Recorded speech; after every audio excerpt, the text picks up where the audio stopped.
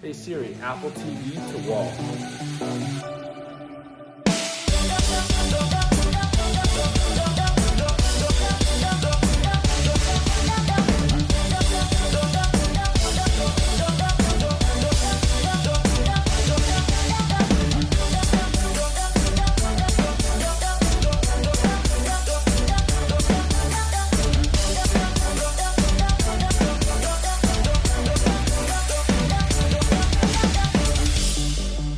All right, hey guys, we are in the rebuilt studio we have here. A lot different setup, but all the same capabilities and more. So right now we are in the tech booth. I'll walk you through a little bit of everything, starting over here with the audio board, the PreSonus Studio Live 32S.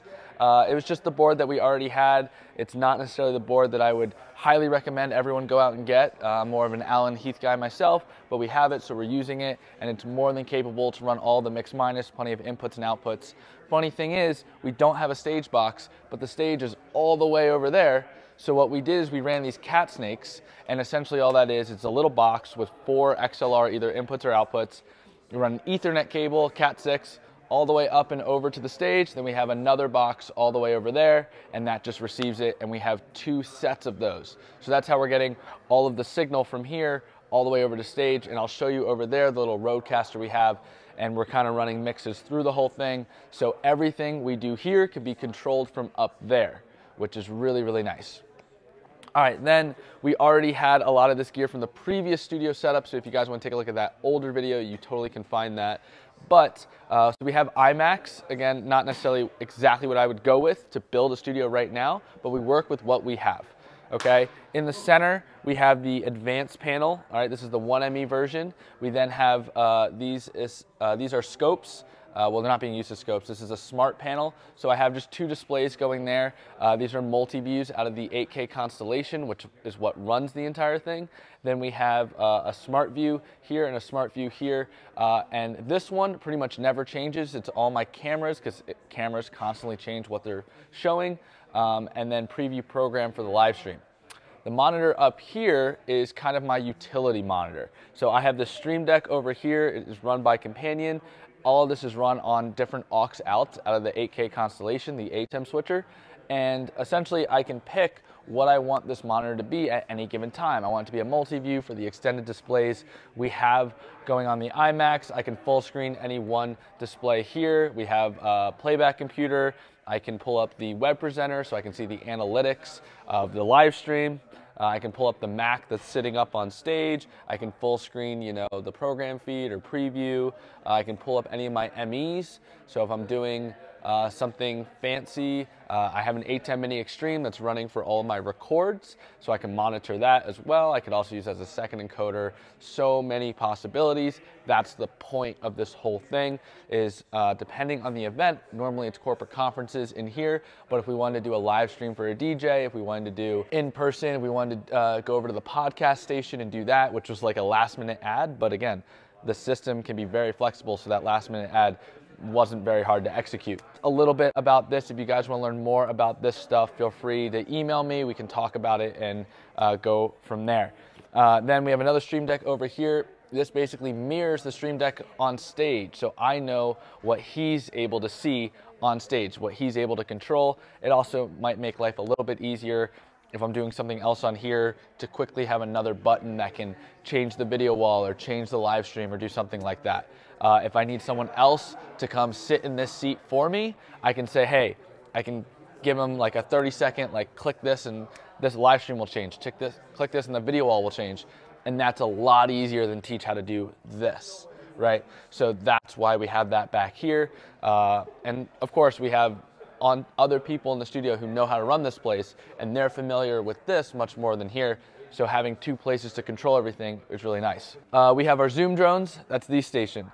Main Zoom drone where we get audio in and out of our computer. Our second Zoom drone, and it doubles. I go to an Apple TV, so it's not coming out of the computer, and then I can get that into the audio board for like music and playback and things like that.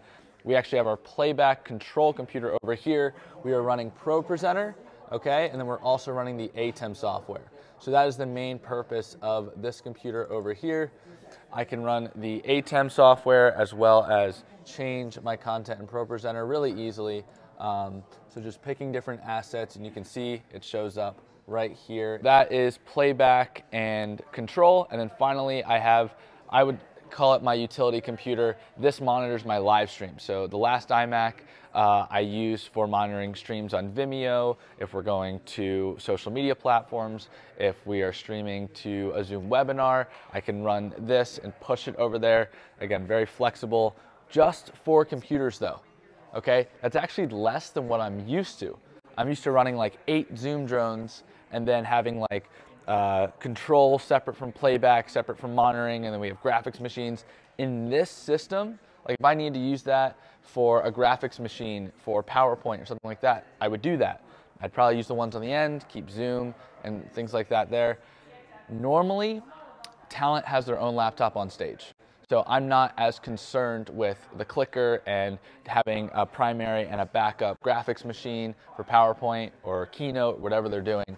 So that's that. And then last little thing I want to touch on is I always have up there a little streaming monitor, and that always has the web presenter on it. So if I'm changing what is on my utility monitor in front of me, I can always go up and look at that. It's just in the corner of my eye. I don't need to see it all the time, but if I am worried or I want to just take a look, I just look up and I see it. Would I like it mounted a little bit lower? Sure, but it's fine sitting on top of the rack. All right, let's get into a little bit of the nitty-gritty on the rack. So going from top to bottom, we have Blackmagic speaker. It's just if I need to monitor audio speaker back here, I can do that. We then have the Smart Video Hub 40x40. This is essentially a glorified video splitter. I'm not really using it much to route too many different signals. I kind of have the program feed and one other feed going in, and then that's like getting multiplied out to multiple places, most of which are like the cameras, because every camera, the Blackmagic studio cams that we have, need an SDI input for control, as well as the SDI output coming into the switcher. So I'm using this, we already had it, as a glorified way to get signals going out, and so I don't have to use all 24 outputs out of the 8K Constellation, which is the next thing down. Underneath that, we have the Atem Mini Extreme, so that is working all the records. So the brain of the entire operation is this 8K Constellation. We run it in either 4K or 1080p, depending on what we want. The Atem is recording in all 1080p, but if we wanted to get 4K recordings, we can do that with the Atem workflow with DaVinci Resolve, right? Which is record 4K in camera, and then we can take the output from here and kind of get all the switching we need. It doesn't work perfectly in this situation, but at least we can record 4K in camera and then kind of re-edit if we want to in 4K if we need to. Okay, working down, we do have a 4K HyperDeck recorder, but we rarely use it because the Atem Mini Extreme is just so convenient. This is the Extreme ISO, so we have all 9 records, 8 ISOs plus 1 program. Okay, underneath that, we do have a Mac Mini. That was a last-minute add, and that is because we are running projection mapping in the studio for kind of a little art installation above the podcast station. We have an Apple TV, just because they're super versatile. So getting things like phones coming in, wireless cameras through the phone, just being able to have something to push content or audio to and have that come into the system wirelessly, super helpful. And then we have the web presenter itself, and then we just have some kind of backup extra gear we had lying around, decided to mount it. Not only does it look cool, it also lets us know that it's here, and if we needed to implement it, it's already in the rack. All right, now let's go to the back of the rack and check out a little bit of the wiring. So this is the video rack here. We like to show it off. It's also super convenient to get into. And because we have a lot of HDMI products, which is why we have a lot of these converters. Yes, it would be better if we had the SDI version of the Atem Mini Extreme, because then we wouldn't have to have so many converters. But again, we already had a lot of this gear. We just were moving it around and redesigning a little bit, so we didn't want to just buy all new gear for this. So that's what you see here. All of these converters up top are strictly for the Atem Mini Extreme. They get laptops coming in. They're dual purpose, right? Because we do have HDMIs coming out of the iMacs, and then I can split them right up into the 8K Constellation. I can split them HDMI going into the Atem and the Extreme.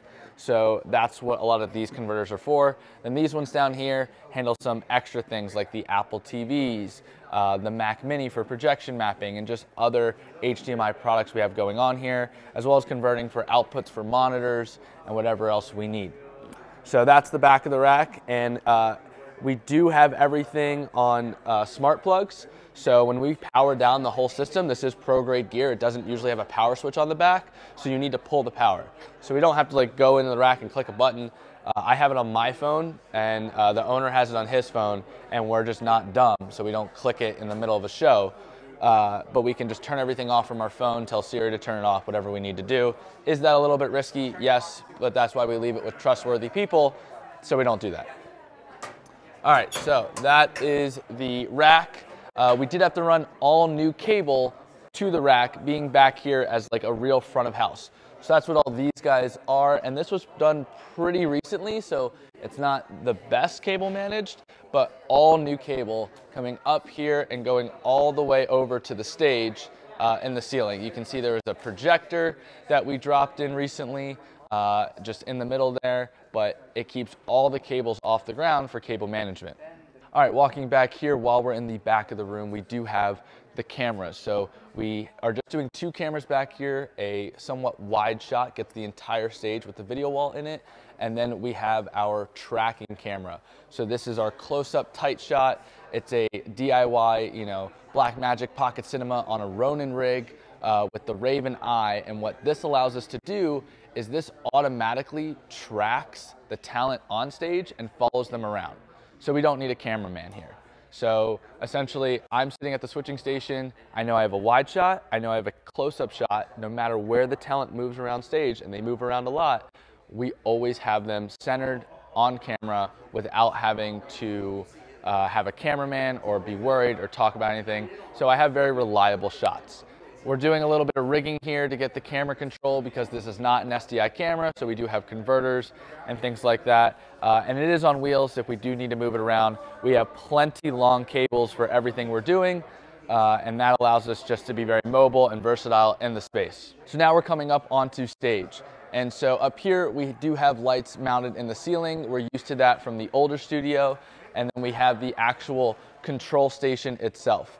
One of the cool things about this stage, obviously we have the reflective material on the stage, which is really cool look in our videos.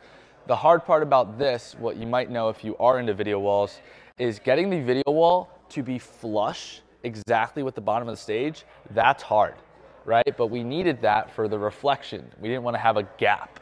So this is a curved video wall. It's about 30 feet wide. And so I'll get back to you on the exact pixel density of this guy. But we have a nice large video wall and plenty of room to walk around. And this over here is the control station that talent can use if they need to. I've been up here using this exact system plenty of times. All this is a dual screen Mac Mini, and everything's kind of mounted up here on this desk that we had. Again, we're testing a lot of stuff out.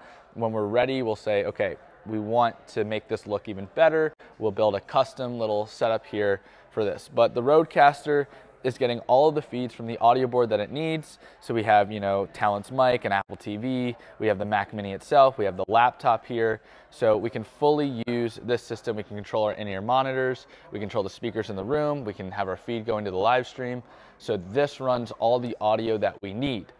Yes, we did a little bit of hacking to get all this to work exactly the way we wanted it. But that's audio is simple. Physical faders are much better than like clicking all the way up and clicking all the way down. And we have audio meters so we can actually see what's going out. These 2 screens here are run through the switcher as well. So if I want to send anything to these screens up in front of me, I can just click a button on my Stream Deck here and change the content on my Confidence monitor to be one of these screens, to be the laptop feed, to be the live stream feed, whatever I want. I have the buttons here ready to go. This Stream Deck controls everything I might need while up here. So I can send different things to the live stream. If I want to pull up the program feed here, I can send the tight camera, I can send the wide camera. I have all the different options here. I can send the laptop, any of these Mac Minis. I can do a picture-in-picture if I want to. I have the Apple TV itself. I have the GoPro sitting all the way in the back of the room. So lots of options up here. And then I can change what's happening on the wall behind me. Right now we have the laptop feed, but I could also throw a different Mac screen up there, or anything I want. I've made plenty of videos about this particular setup over here, so if you want to check out some of the older ones, feel free. But that's the idea, full control up here. And again, we can run Zoom calls up here, run our mix minus through everything up here without having to go all the way over to Tech World. And then the talent always has their laptop up here. This is what's going to run the PowerPoints, so they can be up here talking to camera, talking to their audience, run with their clickers if they want to, walk around stage, and they don't even need to touch any of this. Although this is super helpful when they're going to do something on their laptop and they can turn the whole video wall to a logo, to something other than their laptop screen. We don't even need to talk. They can control what they need, and I'll handle the live stream in the back, but they can run everything themselves. They want to do a really intense shot, they can go to tight cam themselves and talk to camera exactly without me having to switch it.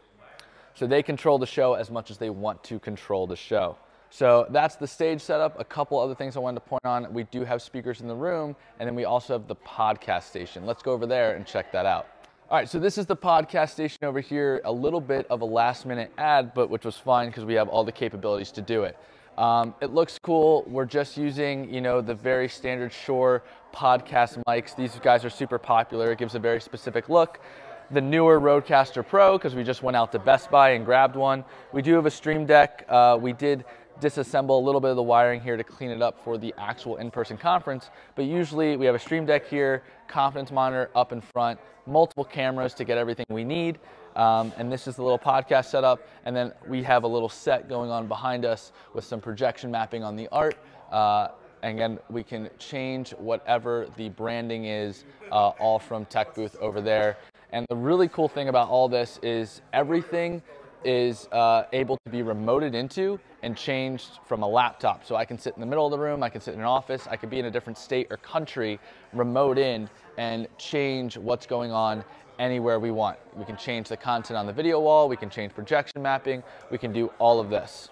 All right, well, that's the whole rig. Hope you guys enjoyed it. There are a couple changes I would do. The one thing with all the changes we've done here, the one thing I would change is I would go with PTZ cameras, all PTZ cameras, instead of the Blackmagic Studio cams here.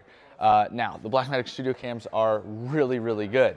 So I wouldn't actually reduce on quality.